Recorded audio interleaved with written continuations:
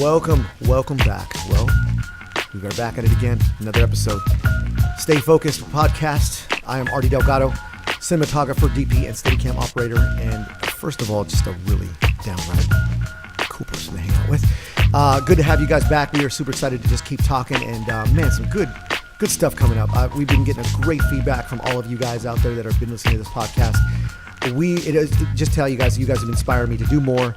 I'm getting pumped up about it, and we're being a little more intentional with it. And so we are excited to be part of this back again. So today, we just before we get into that, it's been a good year this last year. I mean that from all aspects of team building, team growing. We have learned a lot this last year. We have taken on a lot of new projects, stuff we had never done before, stuff I had never done before, and been intentional, I think, with building the team bigger. And it's showing, and I'm excited about it to see more people teaming up with us and partnering us. And we got some good guests coming up in the next few weeks, so I'm super excited for you guys to see that. Yeah, today we have a very, very unique and special guest today. We talked last week a little bit about kind of where it came from and what I was all about and what I've been up to and where I've come from. But, we might as well get right to it and hear from the man himself of where I've come from. Today, I have a very special guest. My father, Art Delgado, is in the building today. Dad? Hey. Welcome.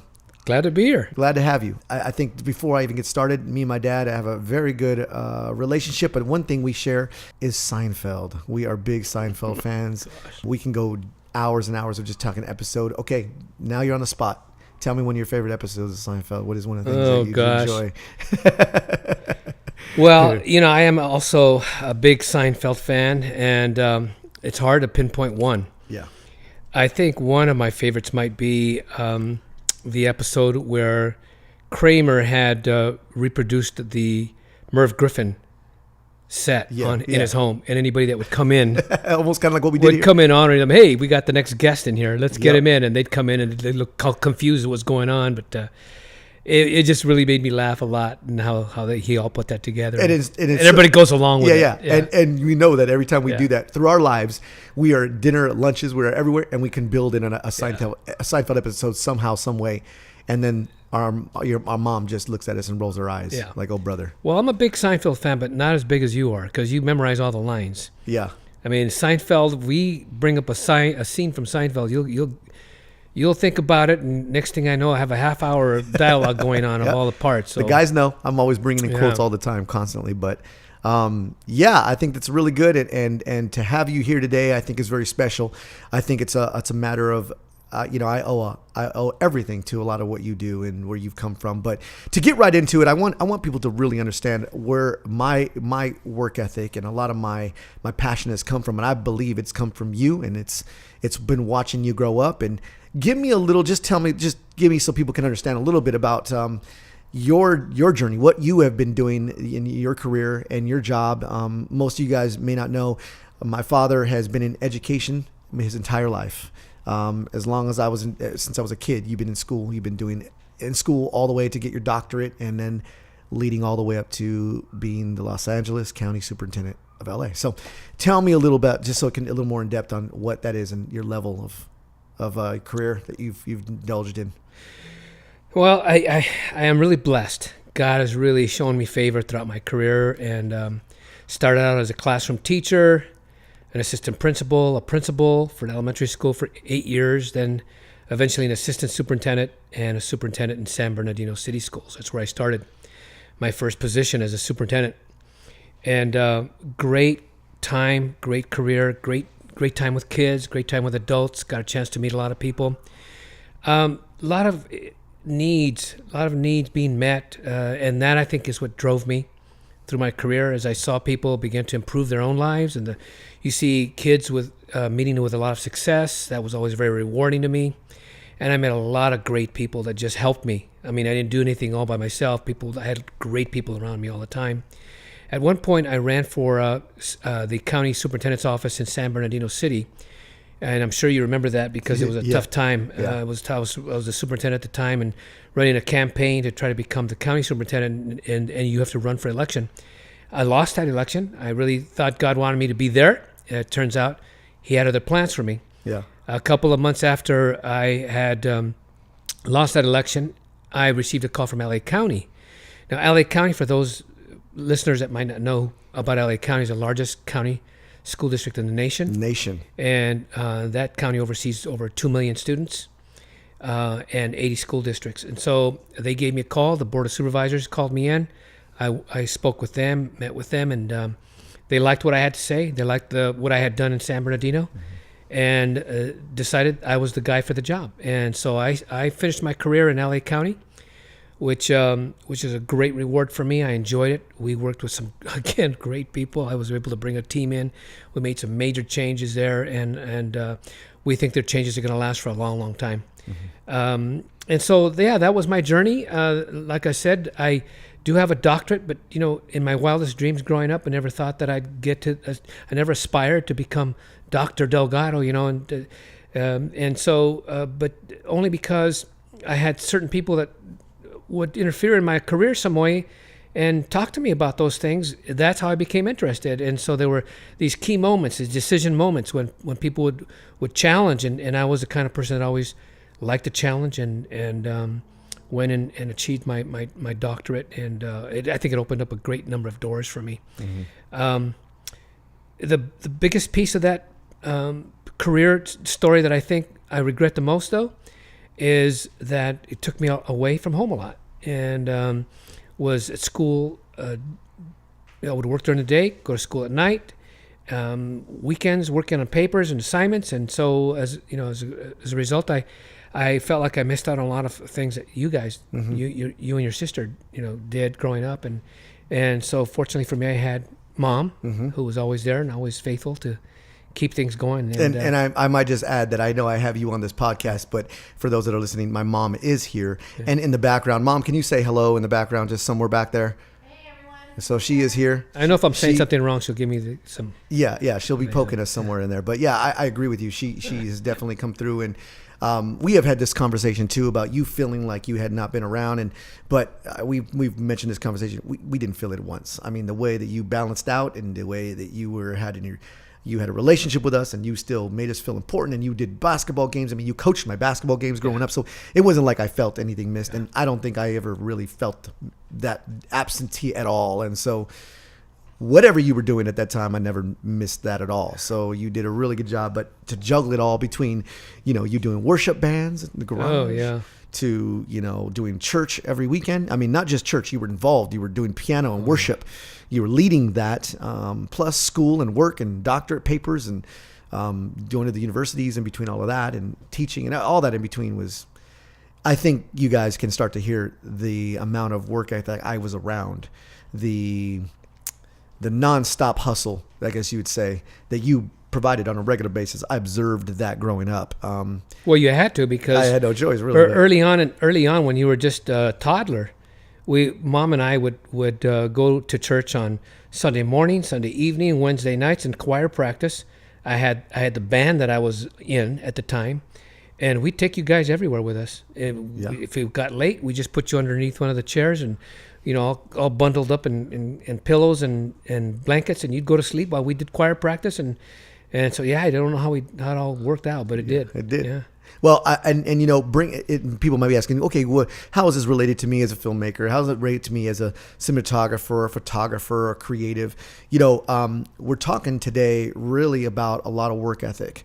And this is something that when the drive that I have got really comes from this man right here, my father. It comes from the drive of, I've seen this in years. And so it is something that I have been able to accumulate over the time and grow into. And it was a matter of really finding my passion to then take that going forward, but having the work ethic already. I think you might have seen a lot of that in the music industry when I was doing a lot of that. I mean, once I got into that, it was nonstop, and nothing stopped me from that vision of doing a record and an album in the studio. And you knew that what about the marketing that I would do, the independent marketing that we would come up with, and the ideas and things. It was just our uniqueness of trying to do that. But I think a lot of that all came from the very watching you work.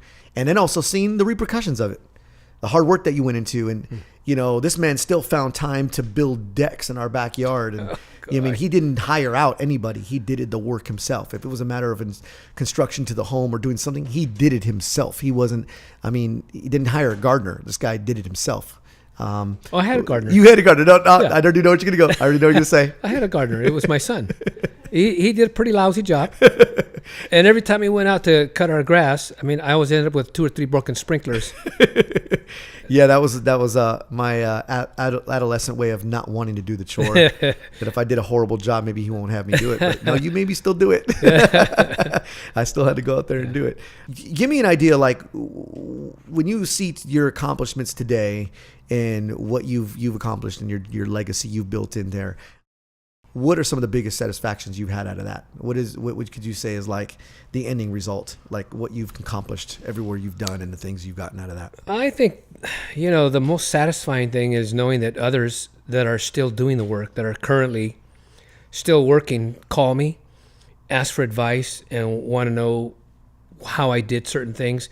That's somewhat gratifying because you begin to feel like, okay, I was doing something right, enough so that people want to know how did you get this done? I always strive to accomplish things on the job that what I would tell those that were training under me, that institutionalize whatever you do, because what that means is you're going to leave a legacy behind, and it'll be because the work that you're doing sustains itself because it's worthwhile for everyone, not just for you. There's not leaving a name just for yourself. We did a program for juvenile court school kids that are incarcerated, where the educators didn't feel they really were capable of learning anything. We came in and in 3 years' time turned that program around. And I felt that was a real worthwhile project for me because it was such a great need and it was of such value to so many kids there. Even after I left, someone coming in after me would have no choice but to continue it because it was obvious that it was making a big difference. And so those are the kinds of things that I try to invest my time in as a superintendent. Mm-hmm. And now you going into that success and you've seen that, bringing it back to relative to, because we want listeners to see how that relevancy of your legacy and your work ethic. And what did you see build in growing up as you saw me kind of, what was some of the things that even maybe we've had conversations many times, but what are some of the things you started to see as the upbringing for me to lead into where we're at today? What were some of the things what did you notice? Well, there were a few things, and I'll mention a few. First of all, creativity. We saw creativity in you very young. Because, the one incident I can remember clearly was when we were living in Rowland Heights. We came out and noticed that you had made yourself some type of a uniform. It looked like a catcher's mask. A baseball, for baseball. Uh-huh. Yeah, and you made it out of a tennis racket. You had it tied up against your face. And if a ball hits that face with that tennis racket, he's going to feel it. But nonetheless, you look like a catcher. Uh-huh. So we noticed you had a real creative streak in you. But the other thing, Artie, that I noticed about you really young was the way you were really a people-oriented person. Even when you were a toddler, and we used to walk through the markets, and if I were carrying you or if Mom were carrying you, strangers would come because you would always be smiling at them, and you were real quick to make conversation with people. That's a personality trait that we saw very, very young in you, and you carry on that today. It used to be that when I was in the height of my career and you guys were little or younger, people used to say, "Yeah, that's Dr. Delgado's son," or "That's Art's son and daughter." It became very noticeable to us, especially at church, when we'd meet new people and we'd say, "Well, you might know Artie. He's our son." "Oh, you're Artie's parents." So suddenly the roles were reversed, and now people know us as your parents, not necessarily that you're my son, which is a real, again, we're very proud of that. It makes us real proud because we know that you're investing in the things that you should be investing in. Another thing that I noticed growing up is you were not a quitter. You focused on things, even as far back whenever I coached your basketball team. You were probably the smallest, the shortest kid on the team, but I was the coach, so I was going to throw my son in there, right? Yeah, no choice. And so I throw you in there, and you never backed down. Now, you fell down a lot, but you never backed down. And you were pretty fast, and pretty soon you had the respect of all the other players out there. You didn't quit. You weren't afraid of the bigger players. You took your shots. And then as you progressed and became older and you got into rapping, we noticed that everything you did, you weren't satisfied with just doing it like other rappers were doing. You had to have special entrances, special effects going on stage. You planned it out so far in advance. And I used to watch that, and I used to see the time that you put into it, and the amount of energy you put into it, and the creativity. I thought, he really is dedicated to this, and you didn't let anything discourage you. We tried not to discourage you, but I guess even if we had tried, you would have not been discouraged because you had your mind made up, and you just plowed forward until you got what you thought you were after, and it always turned out pretty well. I said, "Doggone this kid, he is something else. He's going to get his done, no matter what." It was hard to dissuade him or to discourage him. So I thought that was a very, very positive quality, and very, very good. I'm very proud of you for that. Yeah, and the hip hop thing. Give me a. We've had conversations, tons of this. So a lot of what you guys are hearing are discussions we've had, but I think it's kind of interesting to hear what was going through your mind as you and Mom, and as you saw you being in the education world and the ethics, college, and the years that you've gone through, and then to see your son wanting to be a hip hop artist and wants to be in the studio and wanted to be like the New York Cats. You remember how I dressed? I dressed like, you guys don't even know, I just I used to dress like the East Coast stuff, like, 'cause that was my big thing. We noticed. You'd make fun of me, like, why you wearing a pant leg up like that? You don't do that. And why you wearing Timberlands? And this thing, because I was very big influenced by the East Coast hip hop scene. And so what was going through your mind as you saw that? I mean, even though, you see your son doing that, what was there an offset there? Was there something that still said, even though he's trying to do this, he's got to find himself? What was it discouraging on your end? What was that going through, and to see what came out of that, maybe? Yeah, well, back then we weren't real thrilled with the hip hop scene because it was so commercialized, and the kinds of things that the media would portray for hip hop was not really always that positive. Mm-hmm. But you were going in a direction that we thought was really positive. I didn't get the styles, but I also reminded myself, and Mom and I would talk about it. Hey, when I was your age, I would try to always be, and what was going on stylish wise, and so I always prided myself in being, in with what was happening. So I just figured, okay, he's trying to be in with what's going on, so it really didn't bother us that much. The thing that I did notice though is when you were involved in hip hop, you did a lot of writing, and as you asked me as an educator, I saw that happening. As I saw you write more and more, and the amount of time you spent writing, I began to think, this is probably a good thing. He's spending so much time writing, he's going to learn some things academically that he may not have thought of in the past. Now, the spelling was different, very creative spelling, but that hasn't changed. The spelling is still off. But I figured, it's okay, because I saw that improve as you began to get more into hip hop, and the manner in which your poems and things that you did to the rhythms and the beats and so on that you did, I thought, wow, this is really a talent. I did not expect that, because as you well know, I did a lot of songwriting and singing and so on and so forth, that something without a melody didn't make sense a lot to me. So the hip hop thing, that, well, anybody could do that. But really, as I tried to do it kind of unbeknownst to you, right? Mm-hmm. In the shower, trying to hip hop myself, some of my own.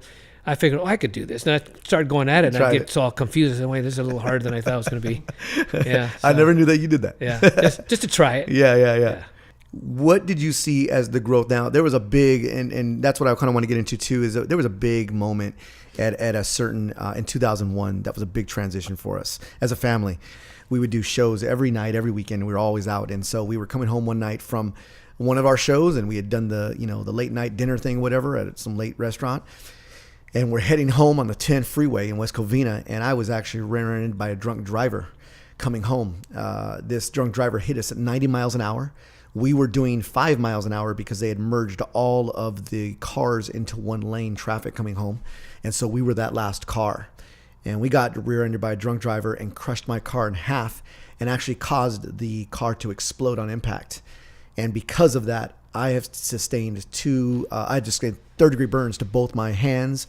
I had burned up 20% of my hair was gone. My ears had been burnt. Tragic situation that we went through during that time. Talk a little bit about and so we went through a number of 2-year recovery during this time. And at the time, I was a hip hop artist. We had a fan base. We had been doing some touring. We had an album out already, so I had a fan base already based on that. But What was that like, just experiencing that and then seeing the transition out of that? What came after? Because I think for me, and which I'll go into a little bit later, but there was a big transition for me on where my drive comes from.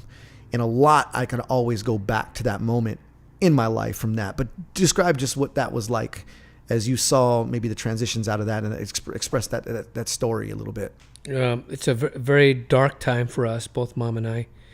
We will never forget the morning we received a call from CHP saying, "Are you the father of Artie Delgado?" And we answered. I was the one that answered the phone, and Mom and I were just hanging around, typical morning, and said, "You need to get to the hospital. Your son's been in an accident." And we tried to get information about it, and they wouldn't give us any information over the phone. But the hospital did tell us, look, it's going to be a while before you're going to get a chance to see him. We're not certain what his condition is because he was involved in a very serious car accident where there was fire involved, and we have found some charred nasal hair. So that is usually an indication that perhaps he has some lung damage. We won't know for about 48 hours. We recommend that you go out, get some breakfast. It'll be a couple of hours before you could see him anyway, and then come to the hospital. Mom and I, tried to be brave about the whole thing, but scared us to death. We just were scared to death. The worst thing a parent could hear, that your son's been in an accident. But we did. We took the advice. We went down to the local Coco's and decided to eat some breakfast, but all we did was sit there and cry, the two of us. It was ridiculous. We were sitting there crying in the dining room, and we got up and said, we're leaving. We're not going to stay. We're going to go straight over. So we went over, and we saw you in the most horrendous condition that we thought we'd ever see you. And we did what I think we should have done, and we got down on our knees. We prayed. We knew that God was going to have to deliver you and protect you and take care of you. And make a long story short, we thank God he did do that, exactly that. We were grateful you had no serious lung damage and you pulled out of that. But when you finally were able to talk to us, you shared some very, another way to put it is grown-up stuff. I mean, you began to talk to us about how you began to see things that perhaps before that you hadn't seen. And now that you understood what we were talking about, and I don't know, that God sometimes does things, doesn't he? Yeah, I think it really was a wake-up call, really, from day one. People ask, dude, I don't know where you get this drive, the drive. There are people that are twice my age younger that say they can't keep up.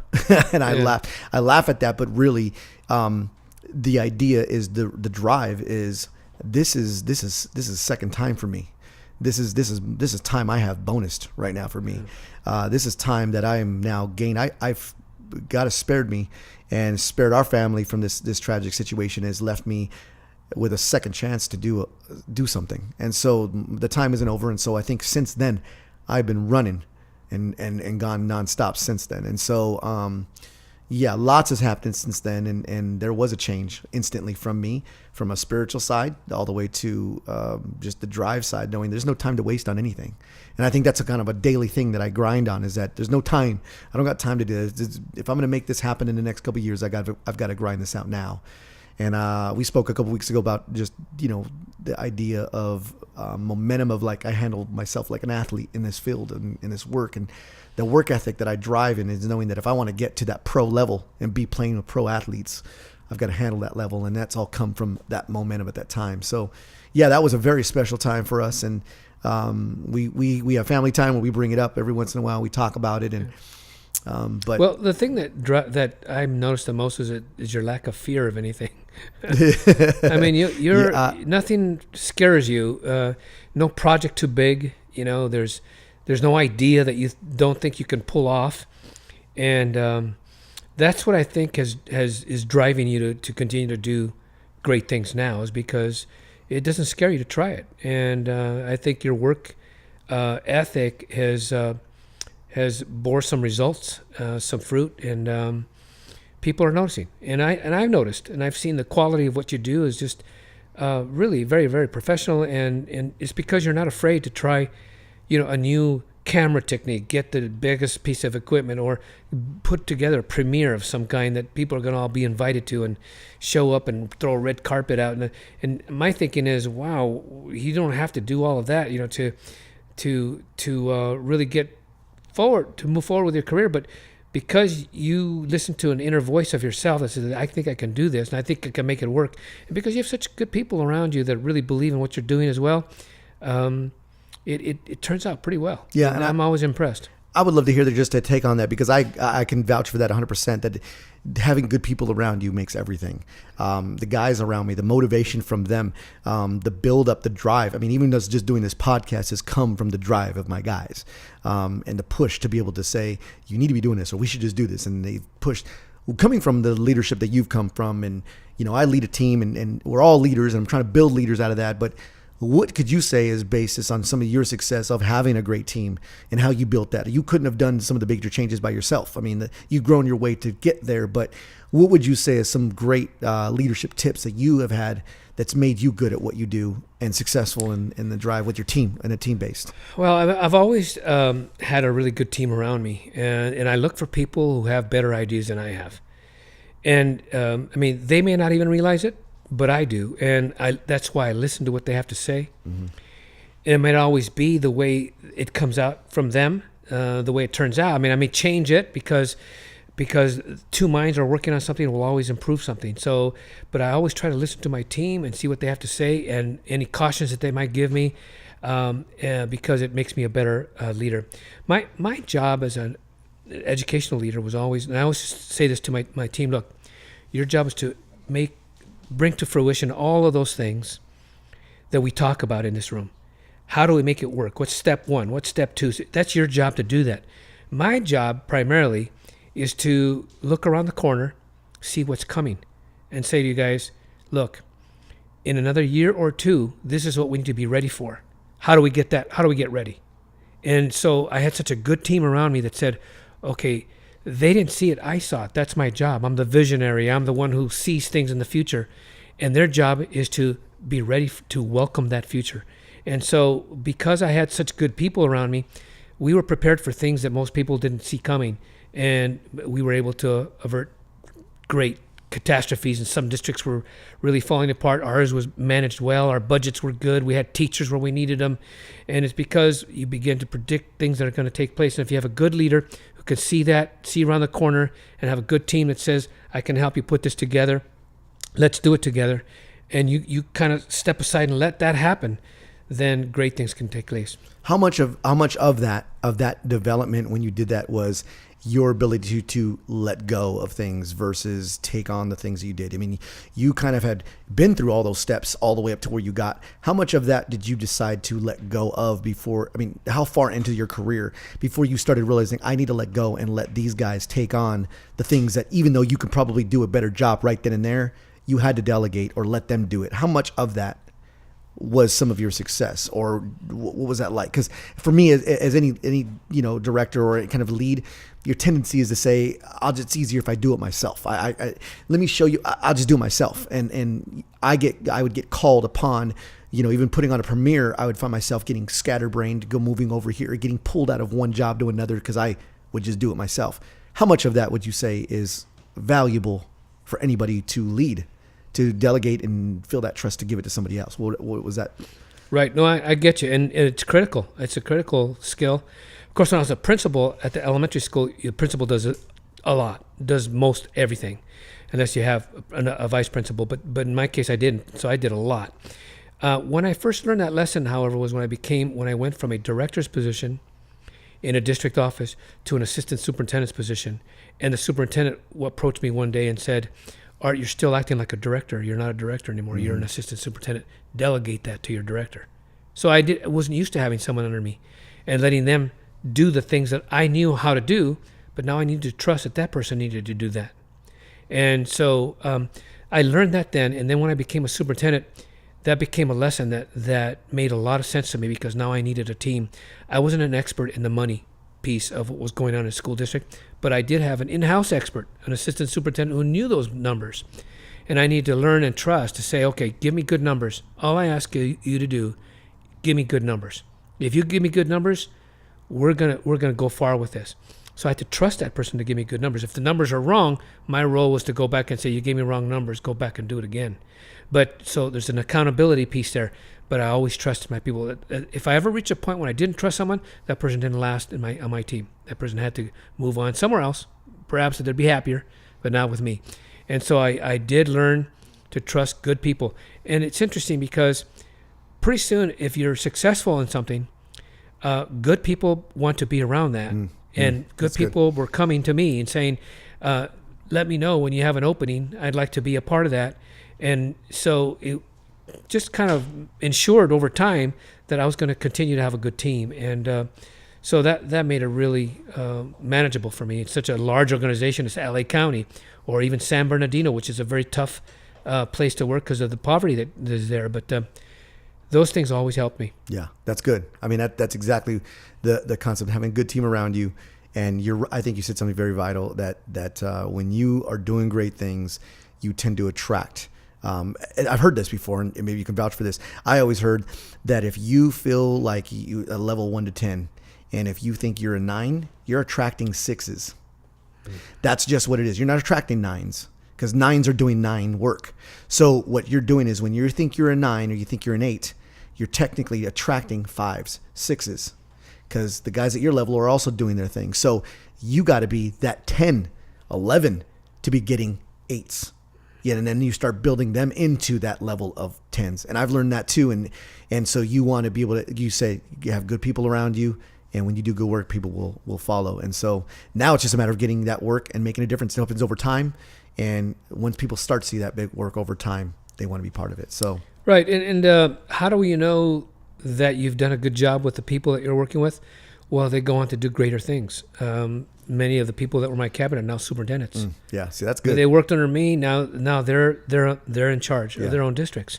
And so you look back, and they call me, and they'll say, "Hey, Art, I have one such colleague like that who now is the county superintendent in Riverside. She was my deputy superintendent in San Bernardino, became the superintendent in Moreno Valley, and now she's the county superintendent in Riverside." So, and there's several other superintendents that have gone from my cabinet level to those positions, and I'm proud of them. But they call and let me know what pieces that were put together when they were under my leadership still worked for them and that they still use to this day. So that's gratifying to hear that. I mean, it's not what my goal was. My goal wasn't to do that, but it's an outcome. It's one of the outcomes. Yeah, I think sometimes when you're really doing the amount of work that you're doing, you're not going to really see it until years later because you're not doing it at that moment for that. You're just getting by to that next step. And it's over time that you get to see this legacy that you've accumulated. You weren't necessarily looking at you when you first started your career looking at being the superintendent of Los Angeles. Right. You just end up making your way there step by step by step. So, but you got to look at the short goal first to get to the next step. Maybe you have a bigger vision, but you're getting to your next step. But I'll say one more thing that I think is important, and I think it's important for you or anybody else that is in this particular the career that you're in, is that there's a certain degree of humility that needs to be a part of what you do. Understanding that God is the one that goes before you and God provides favor for you. Not everything we do is just because we're so great and wonderful. You know, things happen sometimes because it's meant to happen that way. And I think the humility piece of it also attracts people who want to work with someone, want to work under someone where they feel valued and they feel like what that I'm not trying to lord my success over them, but that they see that I'm not full of myself. There's something else that attracts them that goes beyond me, and that's what attracts them to it as well. That's great. I mean, yeah, you're right. It's not just us. It's a bigger power, and God has really blessed our family, blessed me, and surviving that accident has put favor over a lot of what we've done and humility. And I've been put in that position many times, and it's a very humble position when you're just like, I can't do this on my own anymore. I need more help. I need my guys, and I think that's huge. Yeah, I think that's fantastic. Those of you guys that are out there doing what you do, you're hearing it firsthand from somebody who I've seen since I was a kid and doing his field. And I've taken a different journey. You've seen that. I didn't necessarily go into the education world. I kept the same work ethic. I followed in the footsteps of my dad, but doing it a different route and still working at trying to do something great. Following in his footsteps is hard to do, but the love is there, the passion is there, and you know what? After watching all those Van Damme movies growing up over and again, and watching Predator a million times, could you say it was worth it? Bloodsport. Each one was supposed to be the best movie you'd ever seen before in your life. Yeah. How many movies did I sell you on to watch? You got to watch. This was back in the day when you'd rent movies, right? Yeah. And as a family, we would always have to take pics. And as we got older, it was like I had to sell my parents on, no, trust me, this is a good movie. And we would get it. And then you'd be all like, oh, brother, so. Well, I will say, though, Ari, I'm very proud of you. I'm very proud of the way you've accomplished what you've done. And it's really a pleasure to see you now as I'm retired now and supposed to be taking it easy now, I'm still working to some degree. I'm very proud of what you've done and see the way you carry about yourself and your career. And I enjoy watching those that you're working with because they become friends of ours too. Mom and I enjoy the people that you are around, and I appreciate the way you make others feel important. And hopefully that doesn't end. Hopefully that never stops, because I think people want that, and it makes them feel special. You get it back in return tenfold. So it's just funny the way it works. You elevate other people, and they elevate you more. So I think it's just the way that God gives back. So it does. I just be careful. Yeah. I'm so blessed by that too. I mean, I never would have thought we'd be doing this right now, doing what we're doing, and people are eating it up and enjoying it. And they're loving the support from all of you guys that are supporting us. We couldn't do it without you. You guys are literally the reason why. My dad had just said the confidence in me, the not having any fear to take on new things. It's because of you guys that have supported us, have backed us up, and said you can do this. We believe in you, and we all need that, I think, and that's what I want to build in a team and continue growing. That is that we all need that, and so you guys really have been a big part of where we're going, and this is just the beginning. So it's super exciting to do that. So. I think that's great. I wanted to we have a couple questions I wanted to answer. You guys have been doing really great at throwing in some questions to get some more experience, and we want to be able to answer some of these questions at the end of each podcast.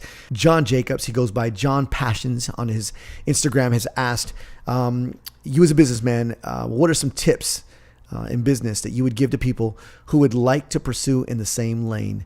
Has there ever been a moment where you had to take a moral stand and say no to a shoot?